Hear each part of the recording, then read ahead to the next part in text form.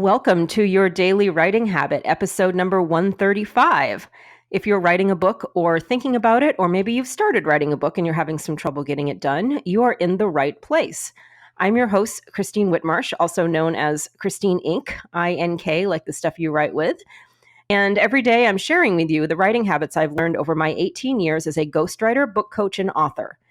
I have found that three things in particular have a huge impact on your success and have the ability to turn a non-author into an author. Those three things are writing fundamentals, productivity, and mindset. All right, so we're taking a brief intermission from a series I've been doing here on Your Daily Writing Habit, where I've been talking about book writing lessons that we can get from football, since we're starting football season. So if you're listening to this live, it is Sunday, so this is a new feature I've started recently here on Your Daily Writing Habit, Sunday Story Time, where instead of giving you tips about writing your memoir, I'm giving you an example of the finished product from my own memoir, from my clients, all sorts of things.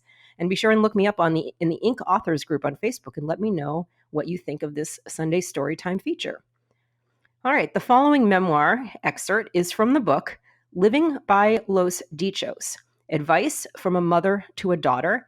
And the book is by my client, one of my clients, the 3-time Emmy Award-winning television personality, Christina Perez. You might know her as Judge Christina on television.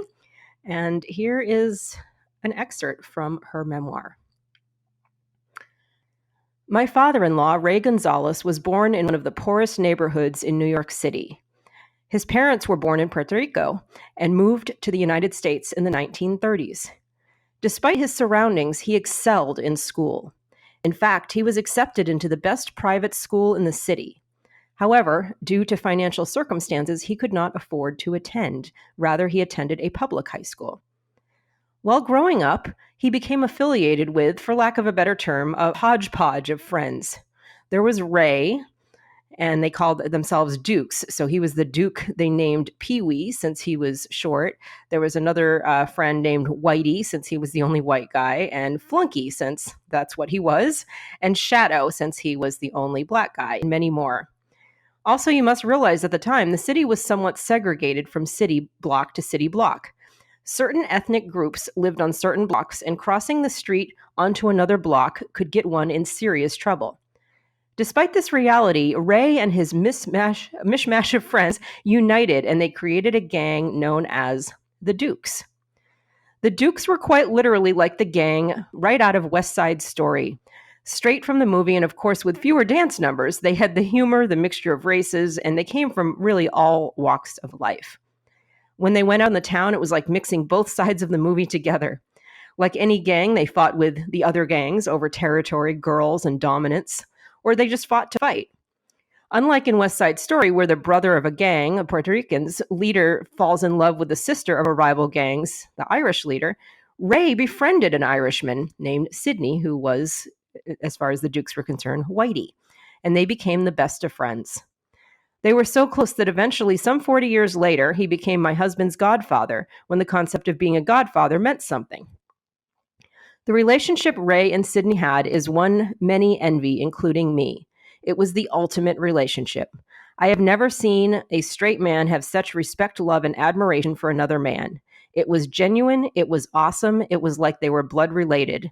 This example explains why my husband is so close to his friends.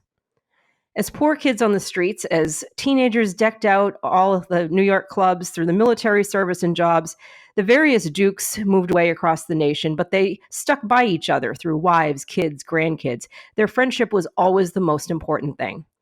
I have never met any group of men or women with such deep admiration and affection for each other. They were each other's bridge over problems, since many of them did not have the support of their families growing up.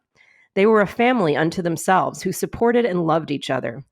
These are men who kissed each other on the mouth with machismo pride. Even when most of the Dukes moved on, Ray was always the catalyst to get everyone back together.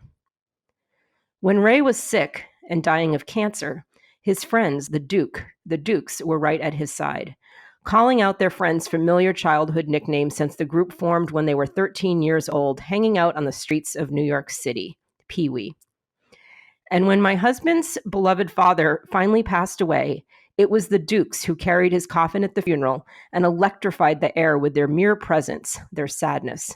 From the Irish Duke to the Dominican Duke to the Puerto Rican Duke, Ray was their leader, helping to maintain the thread that held the close-knit group together for over 50 years. And when he died, a little piece of each of them died with him. So that was very powerful. And you can get Christina's book, Living by Los Dichos, on Amazon and other places where books are sold. So be sure and go to Amazon right now and add that to your cart, Living by Los Dichos by Christina Perez. And just some amazing family stories. And the gist of the whole book really is how to combine all pieces of your identity together, your cultural identity, no matter what that might be, with your American identity, with your familial identity. So it just is a way to, blend all the pieces of you together into one powerful, interwoven person. So Living by Los Dichos by Christina Perez. I hope you enjoyed this week's Sunday story time here on Your Daily Writing Habit. And here's today's study question for you, for those of you writing, especially writing memoirs. In my client's father-in-law's, so Ray's, very specific personal story, we learned about the power of true friendship.